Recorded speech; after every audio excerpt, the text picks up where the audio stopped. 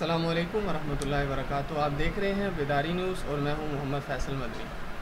Voice of Sargodha के तहत हमारे प्रोग्राम का आज दूसरा सेशन है और आज हमारे मेहमान हैं हाफिज़ मोहम्मद ज़करिया मदनी साहब। इन्होंने बचपन ही से नात पढ़ना शुरू किया और आज आलिम फाजिल बन चुके हैं और नात पढ़ना इनका शौक़ है, मशगला है।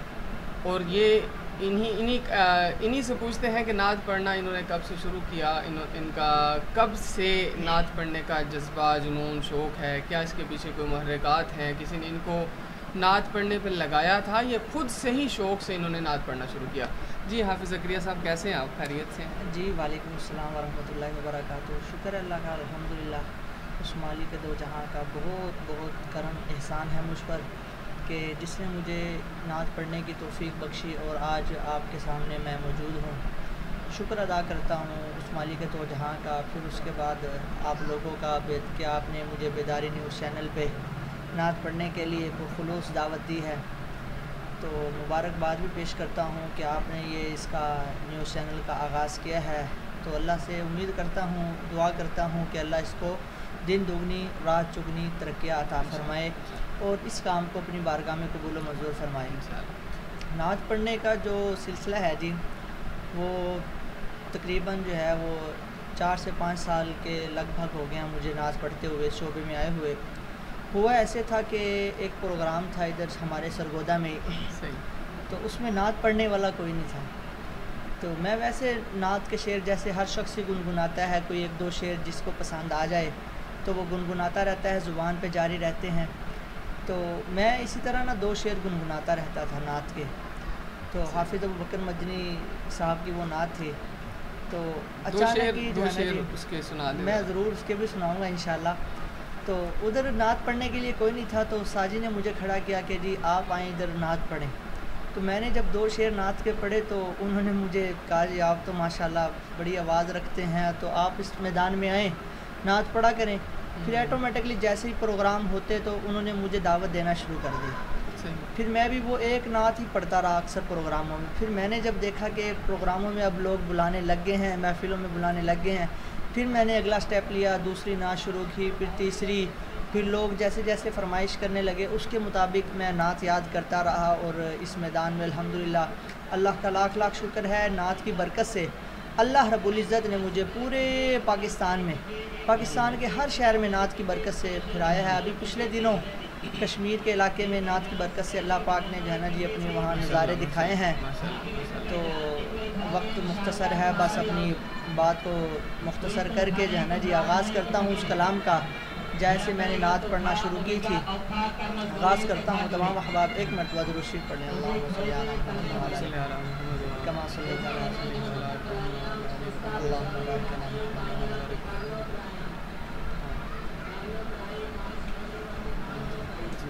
तड़प रहा हूँ तेरे दर की हाज़िरी के लिए आका, तड़प रहा हूँ तेरे दर की हाज़िरी के लिए। कोई गुफ्तगू हो लब पर, कोई गुफ्तगू हो लब पर तेरा नाम आ गया है। कोई गुफ्तगू हो लब पर, कोई गुफ्तगू हो लब पर तेरा नाम आ गया है। तेरी मदहा करते करते, तेरी मदहा करते करते ये मकाम आ गया है। तेरी मदहा करते करते ये मकाम आ गया है। खुदाया ऐसा कोई इंतज़ाम हो जाए, खुदाया ऐसा कोई इंतज़ाम हो जाए। सलाम के लिए हाज़िर गुलाम हो जाए आका, सलाम के लिए हाज़िर गुलाम हो जाए। तड़प रहा हूँ तेरे दर की हाज़िरी के लिए।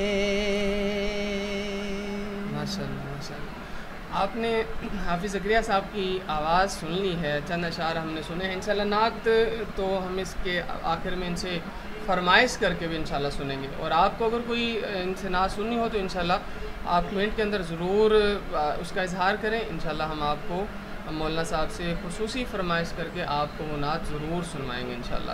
تو حافظ ذکریہ صاحب، آپ نے نعت پڑھنا شروع کیا. ایک تو آج کل جو نعت خوانی کا مزاج چل رہا ہے کہ نعت پڑھنے سے پہلے باقاعدہ طور پہ ایگریمنٹ کیا جاتا ہے، جی آپ نے 1,00,000 روپیہ ہم میری آمد پہ دینا ہے اور 50,000 پہلے بینک اکاؤنٹ میں کروائیں اور 30,000 کی آپ نے ویلیں کروانی ہیں تو تب ہم آئیں گے.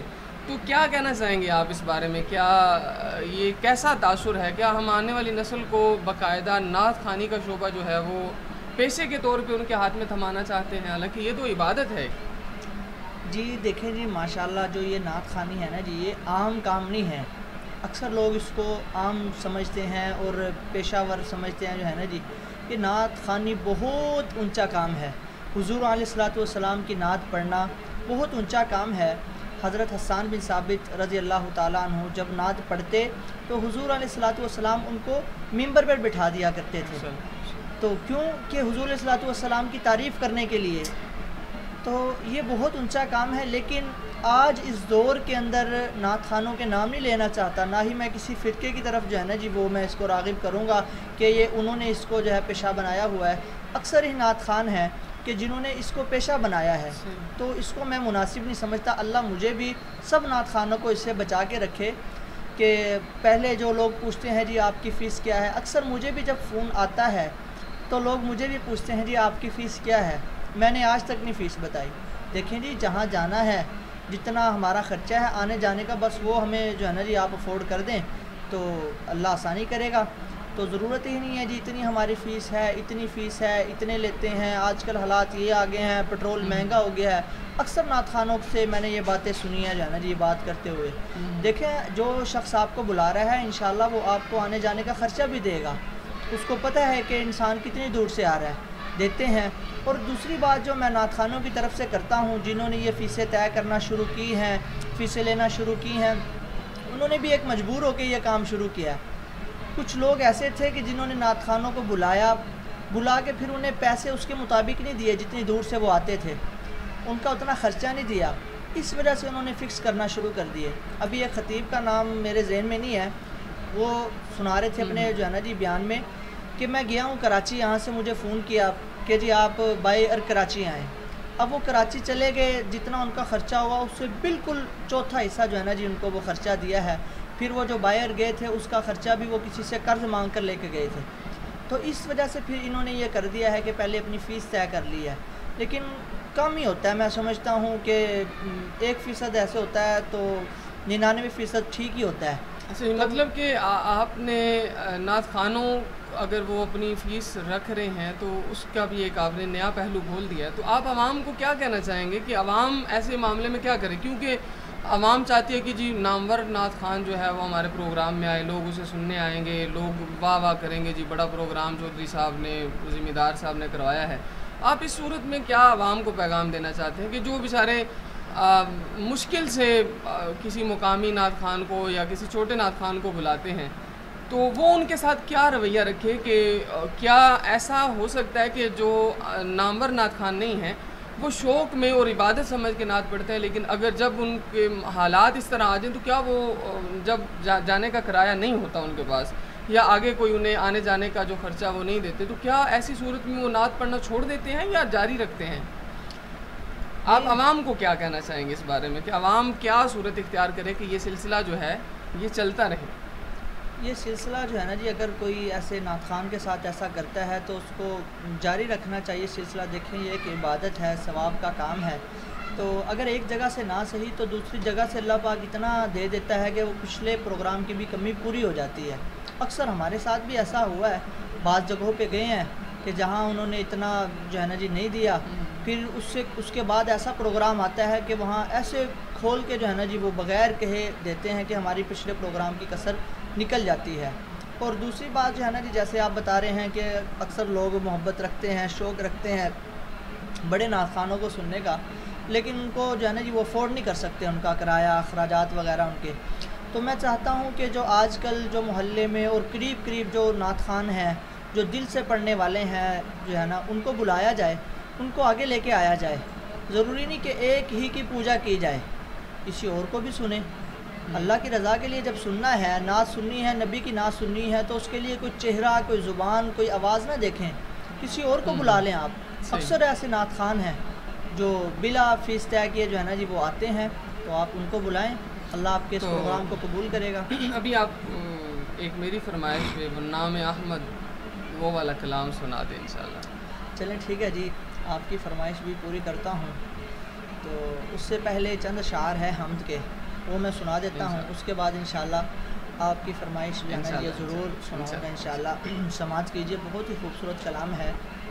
اگر آپ کا ایمان تازہ ہو تو آپ بھی میرے ساتھ اپنی زبان پہ اللہ کے نام کو جاری کر لیجئے، انشاءاللہ آپ کے ایمان میں تازگی آتی رہے گی. سماعت کیجیے. یا میرے اللہ، یا میرے اللہ، یا میرے اللہ، یا میرے اللہ. میری قسمت جگانے کو خدا کا نام کافی ہے. میری قسمت جگانے کو خدا کا نام کافی ہے. ہزاروں غم مٹانے کو خدا کا نام کافی ہے. یا میرے اللہ، یا میرے اللہ، یا میرے اللہ، یا میرے اللہ. جو پوچھا کمیلی والے نے، کہاں صدیق اکبر نے. جو پوچھا کمیلی والے نے، کہاں صدیق اکبر نے. میرے سارے گھرانے کو خدا کا نام کافی ہے. یا میرے اللہ، یا میرے اللہ، یا میرے اللہ، یا میرے اللہ. سلگتی آگ پر حبشی کے ہونٹوں سے صدائی. سلگتی آگ پر حبشی کے ہونٹوں سے صدائی. میری بگڑی بنانے کو خدا کا نام کافی ہے. یا میرے اللہ، یا میرے اللہ، یا میرے اللہ، یا میرے اللہ. یہی کہتا ہے مدنی بھی، یہی سب لوگ کہتے ہیں. یہی کہتا ہے مدنی بھی، یہی سب لوگ کہتے ہیں. ہمیں راستہ دکھانے کو خدا کا نام کافی ہے. یا میرے اللہ، یا میرے اللہ، یا میرے اللہ، یا میرے اللہ.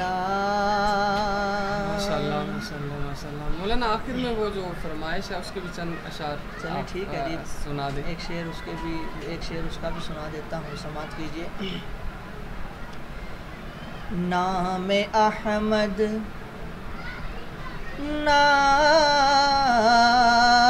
نام احمد یہ وہ نام ہے جو اگر بے ارادہ بھی منہ سے لیا جائے گا۔ نام احمد یہ وہ نام ہے جو اگر بے ارادہ بھی منہ سے لیا جائے گا، راہ کے سنگ ریزے بکھر جائیں گے، راہ کے سنگ ریزے بکھر جائیں گے، اہل بے درد کا دل پگھل جائے گا۔ ماشاءاللہ ماشاءاللہ۔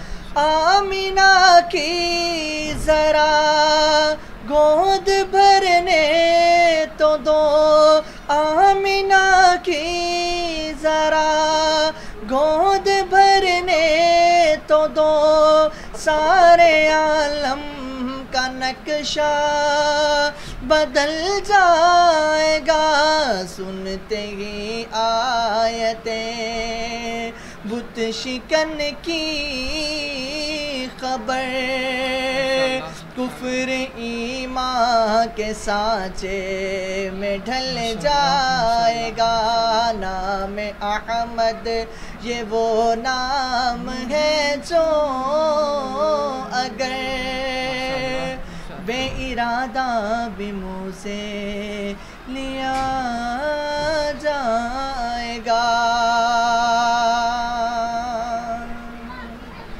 جی ناظرین، آپ سماعت کر رہے تھے آج بزم حسان سرگودہ کے رہنما حافظ محمد زکریا صاحب کا انٹرویو، اور ان سے فرمائش کر کے ہم نے کچھ کلام سنے ہیں۔ انشاءاللہ یہ سلسلہ چلتا رہے گا۔ اگر آپ کو ان سے کوئی کلام، کوئی نعت سننی ہے تو آپ کمنٹ کے اندر ضرور مطلع فرمائیے۔ انشاءاللہ نیکسٹ پروگرام میں ہم ان سے آپ کی فرمائش کردہ جو کلام ہے وہ ضرور سنیں گے انشاءاللہ۔ ساتھ رہیے، ساتھ دیجیے۔ پاکستان زندہ باد، اسلام پائندہ باد۔